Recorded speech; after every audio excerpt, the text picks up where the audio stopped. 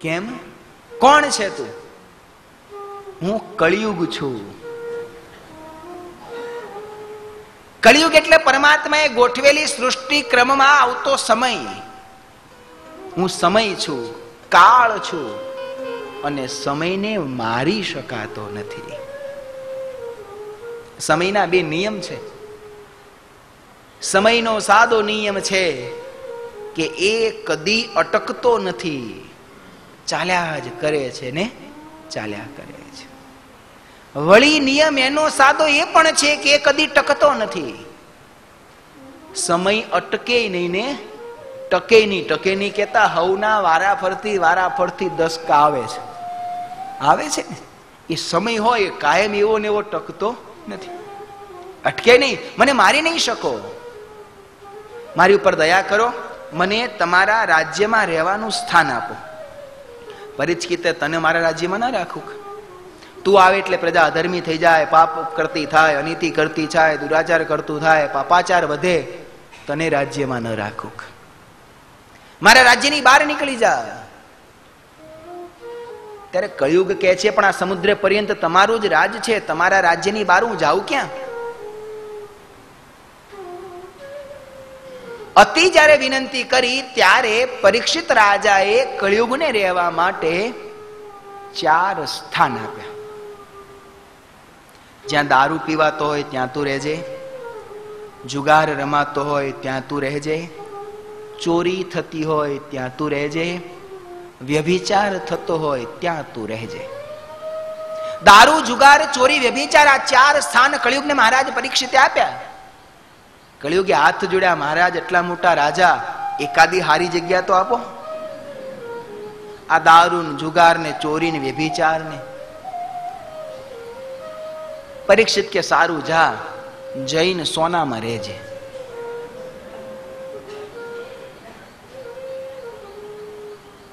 સોનું એટલે આ પીળી ચમકતી 6000 તોલો ધાતુ નહીં.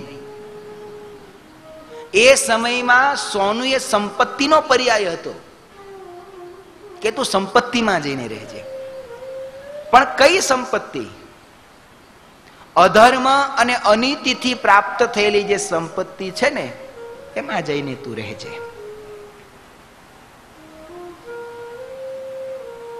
ઋષિ મુનિએ પ્રશ્ન પૂછ્યો છે, ગુરુદેવ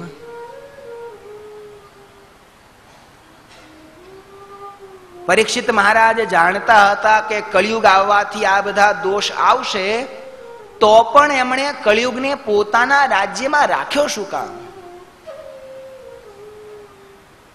સુત પુરાણી કહે છે, હે મુનિઓ, મહાપુરુષોની દ્રષ્ટિ ગુણગ્રાહી હોય છે. કળિયુગમાં 99 દોષ છે, પણ કળિયુગમાં એક બહુ મોટો ગુણ છે. એ ગુણ એ છે કે કળિયુગમાં ભગવાનની પ્રાપ્તિ બહુ સહેલાઈથી થાય છે. બહુ સહેલાઈથી ભગવાન આ કલિકાલમાં મળે છે. કળિયુગમાં થોડુંક ભજન કરીએ ને તો એનું અનંત ગણું ફળ મળે છે. ભાગવત કહે છે, યત ફલમ નાસ્તિ તપસા ન યોગેન સમાધિના તત્ફલમ લભતે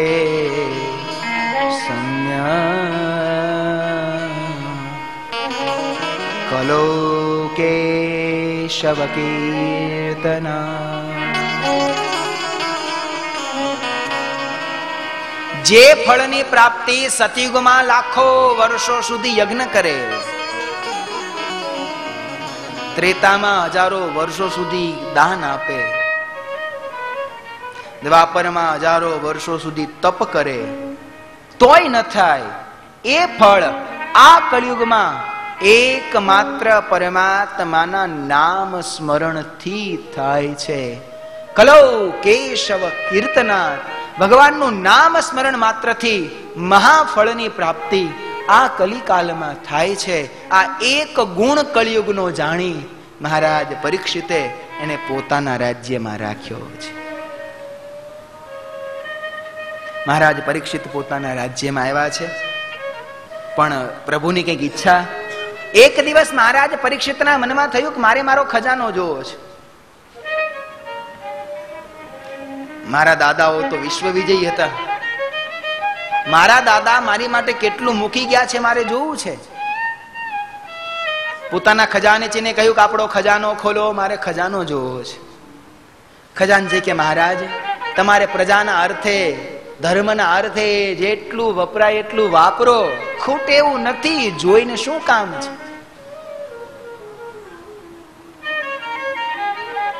પણ પરીક્ષિત કે ના, મારે જોવું છે. રાજ આગળ કોનું ચાલે? બધા કોઠારો ભંડાર ખુલ્લા મૂક્યા. પરીક્ષિત આવ્યા, સોનું ચાંદી હીરા માણેક પન્ના, આહા. પરીક્ષિતને પોતાની આંખો ફાટી રહી, મારી પાસે એટલું બધું છે. આખો ખજાનો જોયો ને, છેલ્લી એક રૂમને તાળું વાખેલું. ખજાનચીને કે આ ખંડ કેમ ખોલ્યો નથી?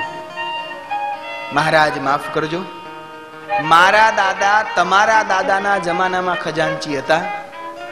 એમણે મારા પિતાને કહ્યું હતું, મારા પિતાએ મને કહ્યું હતું, એ હું આજ તમને કહું છું. આ તાળું ભગવાન કૃષ્ણે મરાવ્યું છે. તાળું મારીને ચાવી કોઈને આપી નથી. આ તાળું કદી ખોલશો નહીં એવું કહ્યું છે. મન છે ને તો આને પેલું તોડો. એવું તો અહીંયા છે શું? તાળું તોડાવ્યું.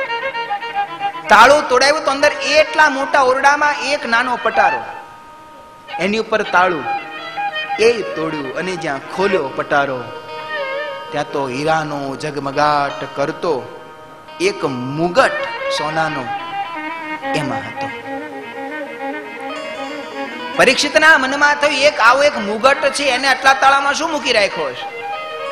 પણ એથી મોટી વાત એ થઈ કે મુગટ જોતા પરીક્ષિતનું મન લલચાયું કે હા, કેવો સુંદર મુગટ છે. મહારાજ પરીક્ષિત પાસે એનાથી પણ કિંમતી અને એનાથી પણ સુંદર હજારો મુગટ હતા, પણ એ જોઈને મન લલચાયું છે. કારણ અનીતિનું છે ને, મફતનું જોઈએ ને એટલે મન બહુ લલચાય છે. આ મનનો સ્વભાવ છે. મનને સાચા રસ્તે ટકાવી રાખવા એ બહુ મહેનત કરવી પડે છે. ખોટા રસ્તે ન જઈએ તો કઈ નહીં, કોઈને ત્યાં ચોરી કરવા તો આપણે નથી જ જતા, પણ રસ્તામાં હારું પડ્યું હોય ને એને લેતા હાથને રોકવો ને, એ બહુ મોટી સાધના છે.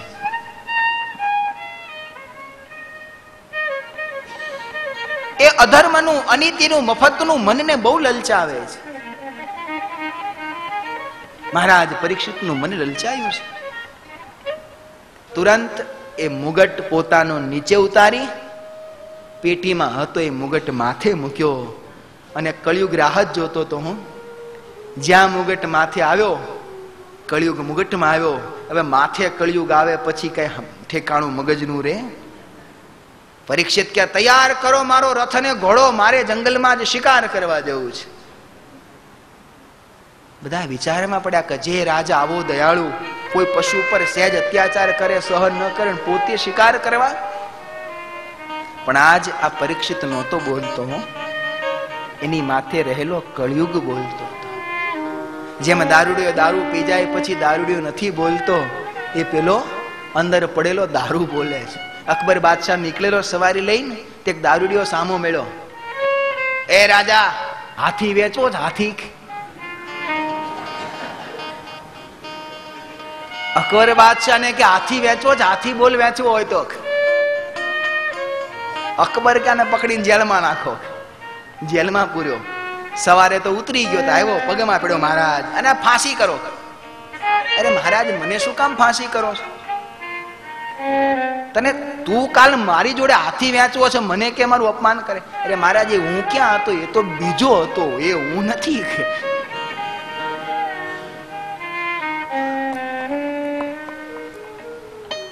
આજ મહારાજ પરીક્ષિતના માથે કળિયુગ આવ્યો છે. એ મુગટ અધર્મનો હતો. કથા એવી છે કે પાંડવોએ જયારે રાજસુ યજ્ઞ કરવો હતો ત્યારે રાજસૂય યજ્ઞ એ જ પુરુષ કરી શકે જે અજાત શત્રુ હોય, કહેતા દુનિયામાં જેનો કોઈ શત્રુ ન હોય. એને બધાની મિત્ર બનાવવા પડે અથવા તો જે શત્રુ છે એનો નાશ કરવો પડે.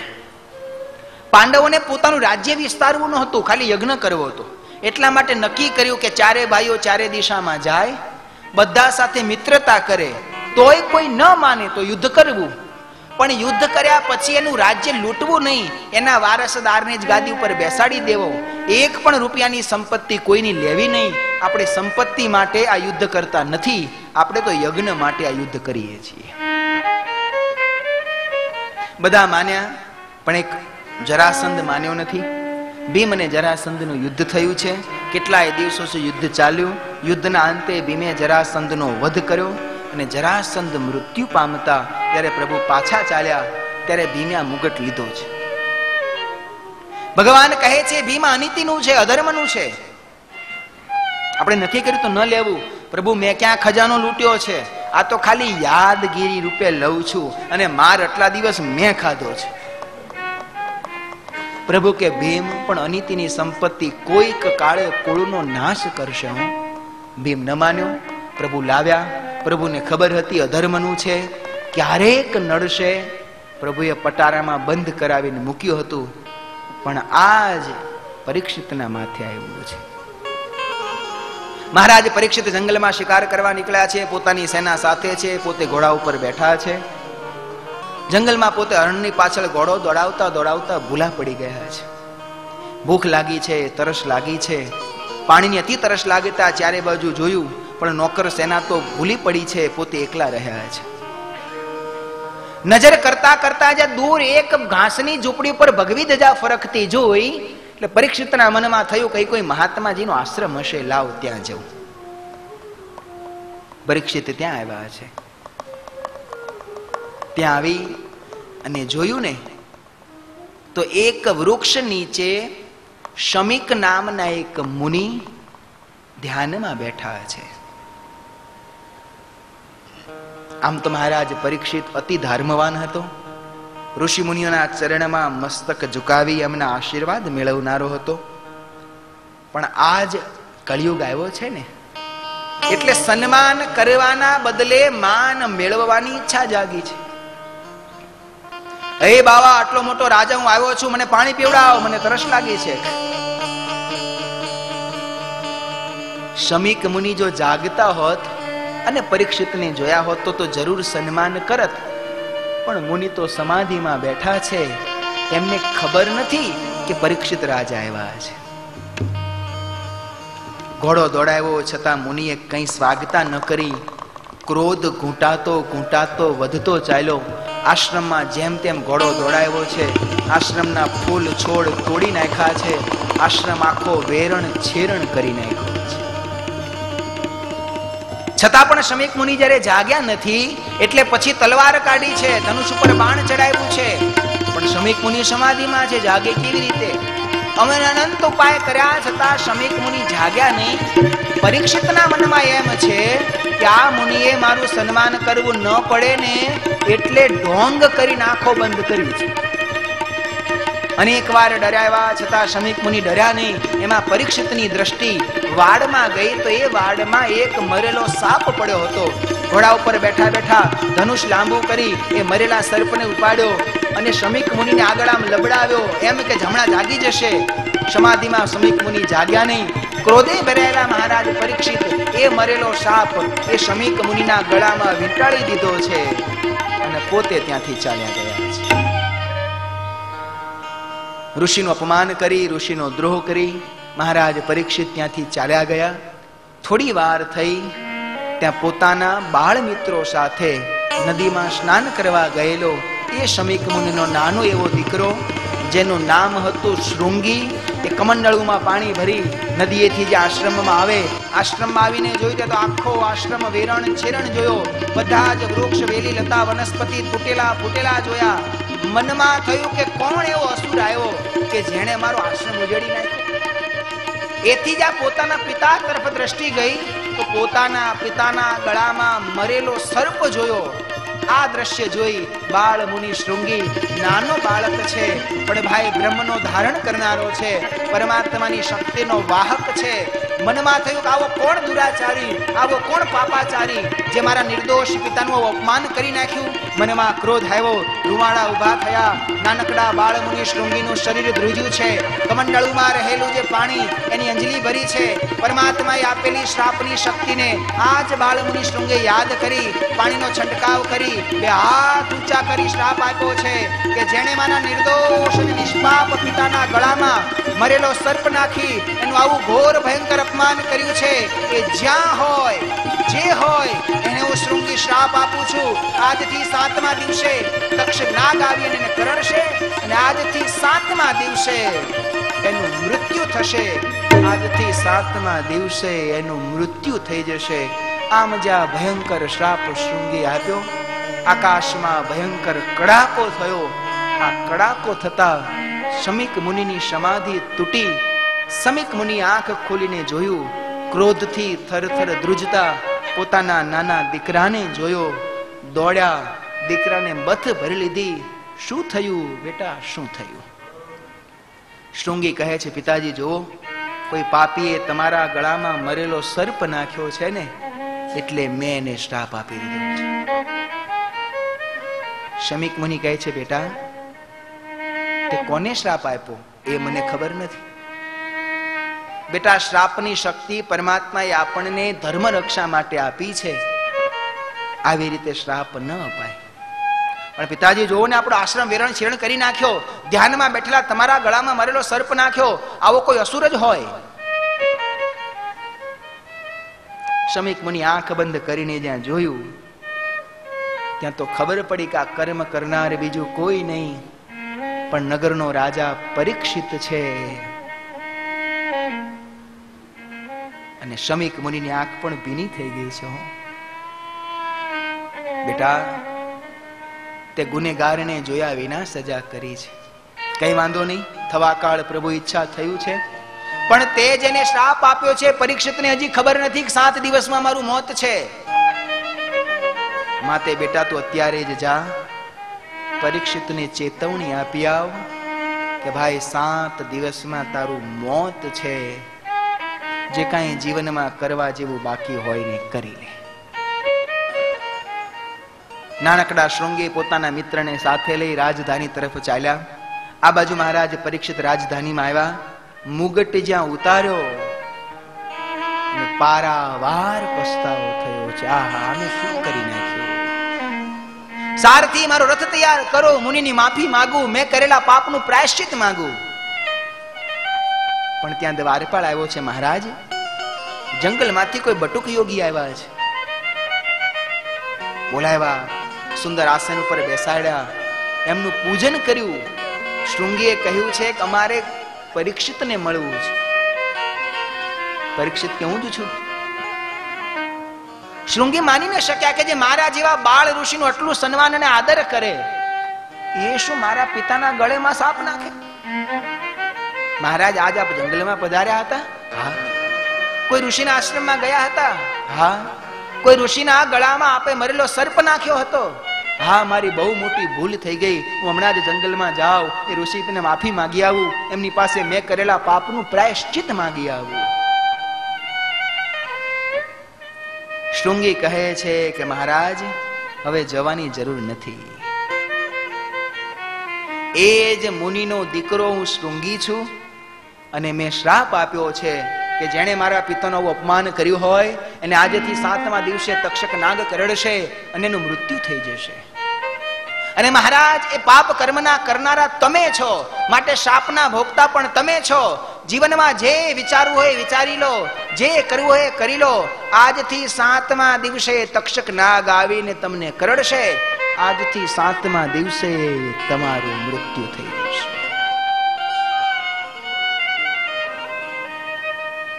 મહારાજ પરીક્ષિત ચોધાર આંસુએ રડવા માંડ્યા છે.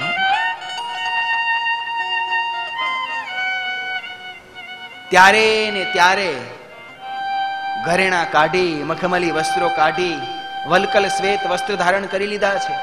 દીકરા જન્મે જઈને ગાદી ઉપર બેસાડી દીધો છે. એકલા પોતે રડતા રડતા ગંગા કિનારે આવી ગયા છે. હજારો ઋષિમુનિઓ બ્રાહ્મણો ત્યાં ભેગા થયા છે. રડતા રડતા માથા પછાડી પછાડીને પરીક્ષિત સર્વેને એક જ પ્રશ્ન કહે છે, 7 જ દિવસમાં મારું મોત છે, આ 7 જ દિવસમાં મારું કલ્યાણ થઈ જાય, એવો કંઈક ઉપાય મને બતાવો, એવું કંઈક સાધન મને બતાવો.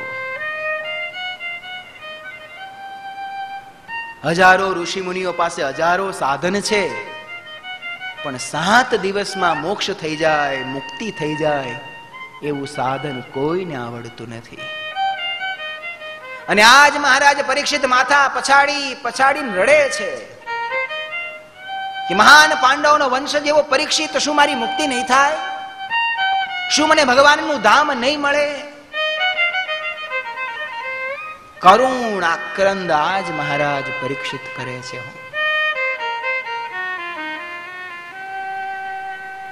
સુત પુરાણી કહે છે, હે મુનિઓ, આ કથા એક પરીક્ષિતની જ નથી, આ કથા આપણા બધાની છે. પરીક્ષિતનું 7 દિવસમાં મૃત્યુ હતું, અને જો વિચારીએ ને તો આપણા બધાનું 7 જ દિવસમાં છે. સોમ મંગળ બુધ ગુરુ શુક્ર શનિ અને આની બાર આપણો કોઈનો 8મો દિવસ છે ખરો?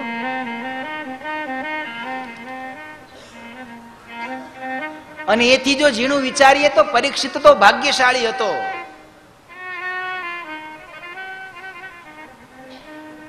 કે એને શ્રાપ થયો કે 7મા દિવસે તારું મોત, એનો અર્થ એ થયો કે 7 દિવસ સુધી એનું જીવવાનું નક્કી હતું.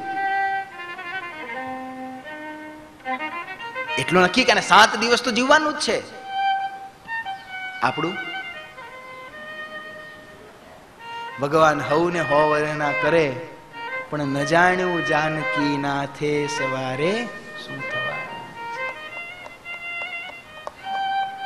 કાળ આવી અને ક્યારે કોનો કોળિયો કરી જાય એનું કઈ નક્કી નથી. હો, આપણું મૃત્યુ પણ આપણાથી બહુ નજીક છે, પણ આપણે એને દૂર માન્યું છે તો નજીક જ, પણ આપણે એને દૂર માન્યું છે.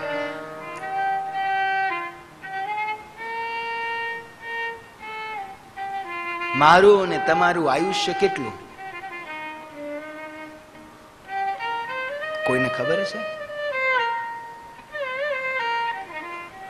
અહીંયા જુવાન ઘરડાની કોઈ પ્રથા નથી. હો, આપણે બધા એવું માનીએ છીએ. ભગવાન સ્વામિનારાયણ કહેતા કે મરવું છે એ તો જગતમાં સૌને ખબર છે. આપણે બધા કહીએ છીએ કે ભાઈ એક દિવસ આ બધું મૂકીને મરી જવું છે, અને તોય બધું ભેળું કરતો કરીએ જ છીએ.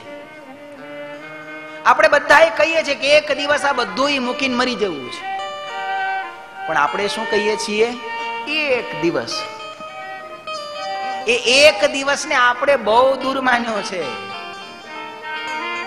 મહારાજ કહેતા કે એક દિવસ બધું મૂકીને મરી જવું છે તો સૌને ખબર છે, પણ જીવની સમજણમાં અને અમારી સમજણમાં એટલો ફેર છે.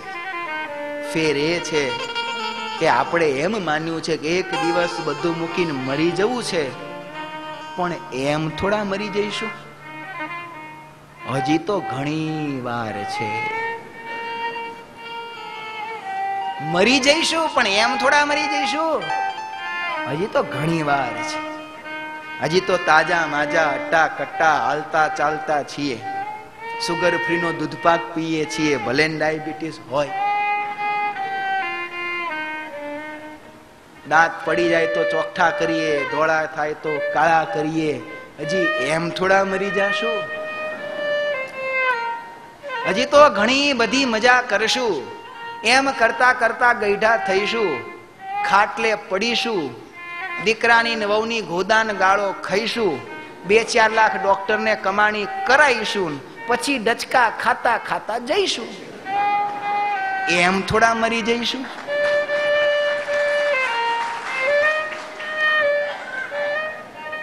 આપણે બધાએ મનમાં એમ માન્યું છે મરવું છે, પણ એમ થોડા મરી જઈશું, હજી તો બહુ વાર છે.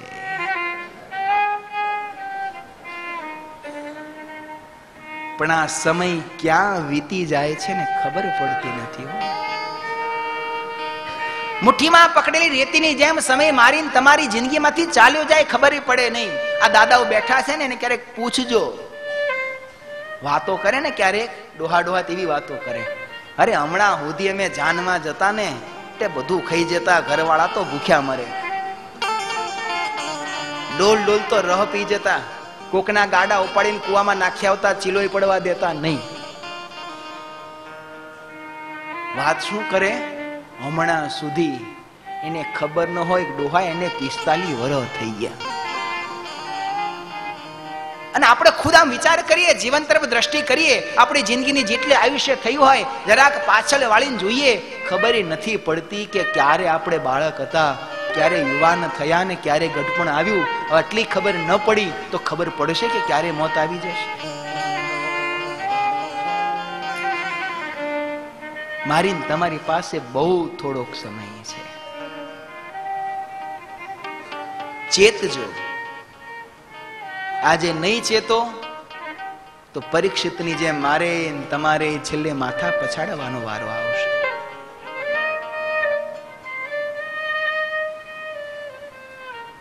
પરીક્ષિત ભાગ્યશાળી હતો કે એની પાસે 7 દિવસ હતા, ગંગાનો કિનારો હતો, અને એના એથી મોટા ભાગ્ય કે એને વળી સુખદેવજી જેવા ગુરુ મળ્યા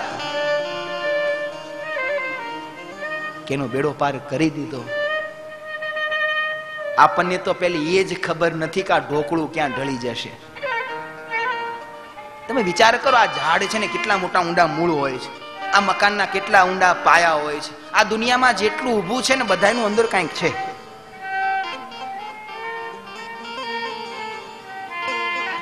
આને નહીં મૂળિયા નહીં પાયા, આને તે કઈ ઢળતા વાર છે. મૂળ રે વિનાનું કાયા ઝાડવું, એને પડતા નહીં લાગે વાર. અને માટે પડી જાય એ પહેલા ભક્તિના ફળ જેને આવી જાય એ બળભાગી છે. પરીક્ષિત તો ભાગ્યશાળી 7 દિવસ. મારી તમારી પાસે કેટલા દિવસ છે?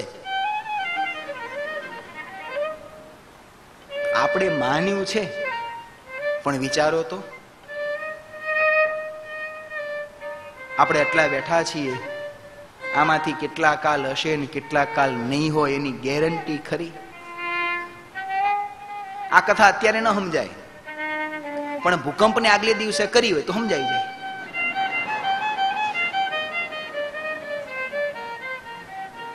તો સમજાઈ જાય ને. અત્યારે તો આપણે ભલે ડોકા હલાવીએ પણ મનમાં તો એમ જ વાર છે. સ્વામી ભલે ને કે, સ્વામીને કેવું ને આપણે સાંભળવું, બાકી હજી તો બહુ વાર છે. કાળ આવી અને ક્યારે આપણો કોળિયો કરી લે ને એની ખબર નથી હો.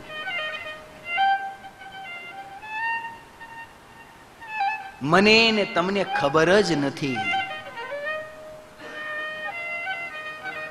5 વર્ષ પછી શું થશે ખબર છે? ઝીણું કાં તો 5 મહિના પછી નહીં, 5 દિવસ પછી. આ ઇન્ડિયન રેલવેના શું ભરોસા ભાઈ? 5 દિવસ પછી શું થશે એની ખબર કોઈને છે ના.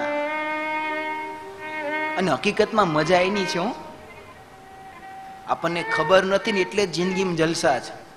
આ પરીક્ષિતને ખબર પડી તો દુખી દુખી થઈ ગયો બિચારો, ખાવા પીવાનું છોડીને ગંગા કિનારે આવી ગયો. 5 દિવસ પછી શું થશે આપણને ખબર નથી, અને પછી તો 5 કલાક પછી શું થાય, આપણે હશું કે નહીં હોય એની આપણને ખબર નથી. સવારમાં સમાચાર આવે કે ગંગામાં ડૂબકી મારજો. આપણા હગા છગનલાલ હતા ને ગયા, કોઈના હોય તો સાચું ન માનતા દ્રષ્ટાંત આપું છું. ગયા કે હમણાં આવા 4 દાડા પહેલા તમે ભેગા ગાંઠિયા ખાધા, 4 દાડા પહેલા ખાધા હતા, પણ હવે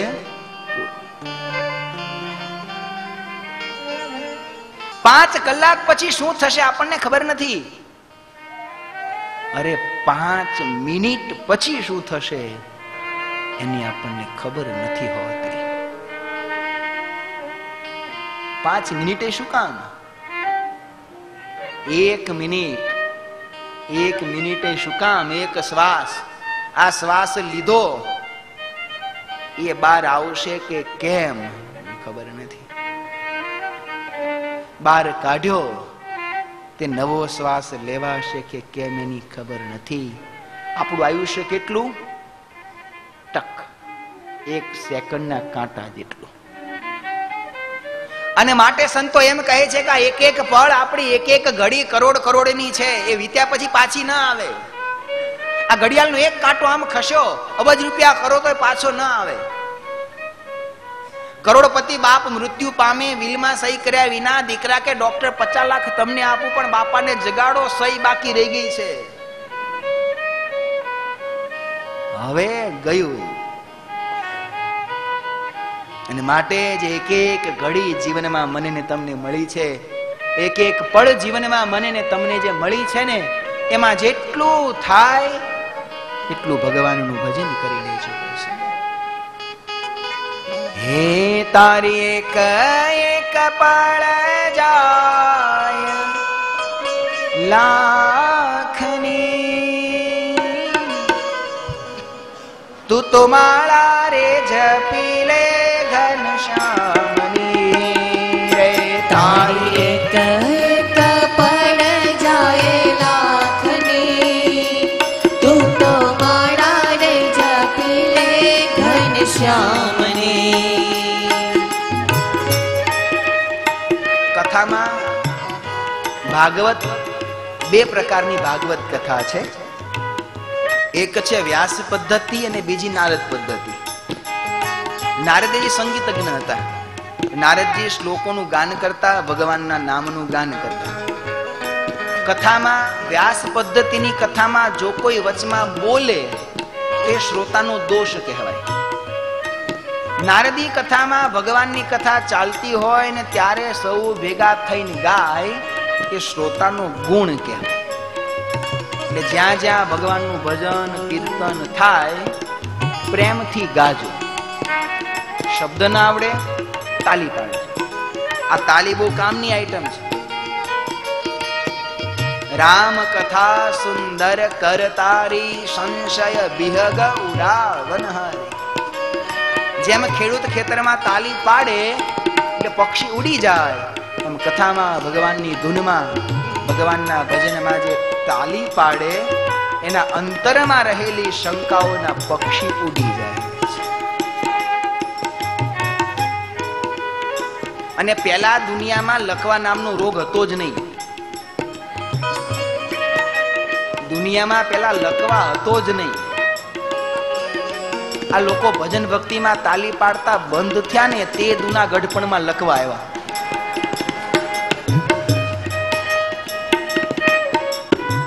એક રાજા હતો, એની પાસે એક બ્રાહ્મણ ભિક્ષા માંગવા આવ્યો.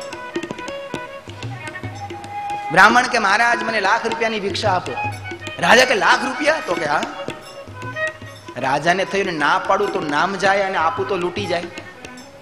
એટલે કે તને ભિક્ષા આપું ખરા, પણ મારી એક વાતનો જવાબ આપ તો તને ભિક્ષા આપું. બોલો મહારાજ.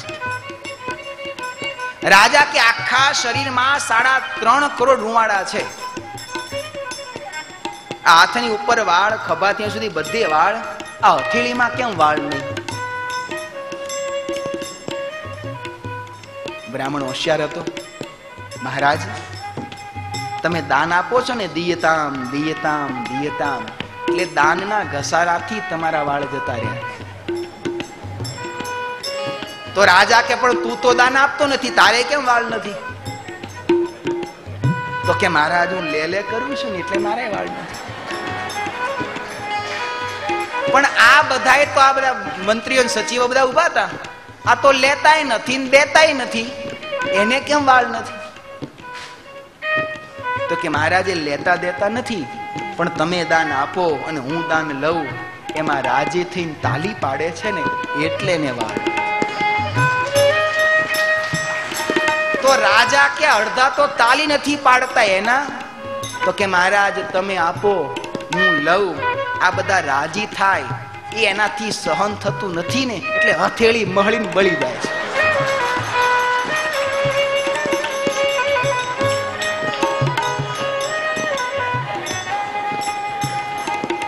તારી એક એક પળ જાય લાખની, તું તો માળા રે જપી લે ઘનશ્યામની. તારી એક એક પળ જાય લાખની, તું તો માળા રે જપી લે ઘનશ્યામની. ઓ ખાલી આવ્યા ખાલી જાશો, ખાલી આવ્યા ખાલી જાશો, ખાલી આવ્યા ખાલી જાશો, ખાલી આવ્યા ખાલી જાશો. સાથે શું લાવ્યા લઈ જાશો, સાથે શું લાવ્યા લઈ જાશો, સાથે શું લાવ્યા લઈ જાશો, સાથે શું લાવ્યા લઈ જાશો. જીવન ધન્ય રે બનાવો ભક્તિ ભાવથી, તું તો માળા જપી લે ઘનશ્યામની. તારી એક એક પળ જાય લાખની, તું તો માળા રે જપી લે ઘનશ્યામની. તારી એક એક પળ જાય લાખની, તું તો માળા રે જપી લે સીતારામની. તારી એક એક પળ જાય લાખની, તું તો માળા રે જપી લે સીતારામની.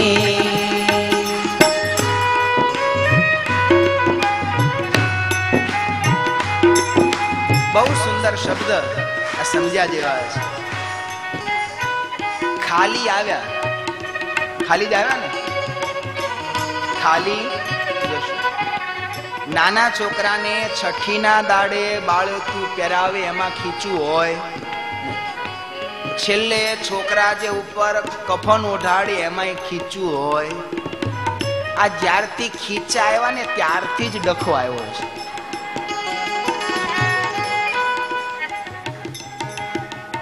हो झूठा जगना झूठा खेल, झूठा जगना झूठा खेल, झूठा जगना झूठा खेल, झूठा जगना झूठा खेल. मनवा मारू तारू मेल, मनवा मारू तारू મેલ, मनवा मारू तारू मेल, मनवा मारू तारू મેલ. तू तो छोड़ी दे चिंता आखा गामनी, तू तो मारा रे जपी रे घनश्यामनी. તારી એક એક પળ જાય લાખની, તું તો માળા રે જપી લે ઘનશ્યામની. હૈયે લાગી તાલાવેલી, હૈયે લાગી તાલાવેલી, હૈયે લાગી તાલાવેલી, હૈયે લાગી તાલાવેલી. આંખે આંસુડાની હેલી, આંખે આંસુડાની હેલી, આંખે આંસુડાની હેલી, આંખે આંસુડાની હેલી. ભક્તો છેતી ને ચાલો રે જમના મારથી, તું તો માળા જપી રે ઘનશ્યામની. તારી એક એક પળ જાય લાખની, તું તો માળા રે જપી લે ઘનશ્યામની. તારી એક એક પળ જાય લાખની, તું તો માળા રે જપી લે ઘનશ્યામની. તારી એક એક પળ જાય લાખની, તું તો માળા રે જપી લે ઘનશ્યામની. તું તો માળા રે જપી લે ઘનશ્યામની. તું તો માળા રે જપી લે ઘનશ્યામની.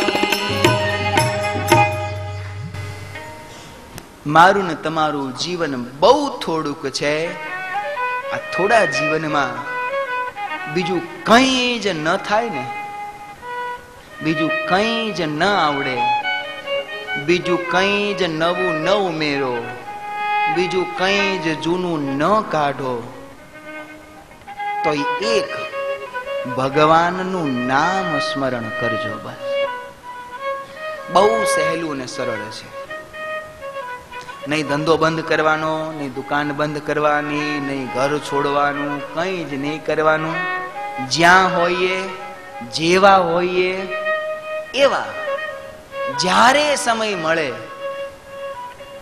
પ્રભુનું ભજન કરજો. આપણા જે ઈષ્ટદેવમાં આપણી શ્રદ્ધા હોય એનું નામ સ્મરણ કરજો. નામમાં બહુ તાકાત છે. આ કળિયુગમાં નામ જેવું બીજું કોઈ મોટું સાધન ભગવાન પામવાનું સહેલું નથી. સહેલામાં સહેલું સાધન છે. જીવનમાં જેટલું લેવાય એટલું ભગવાનનું નામ લેજો.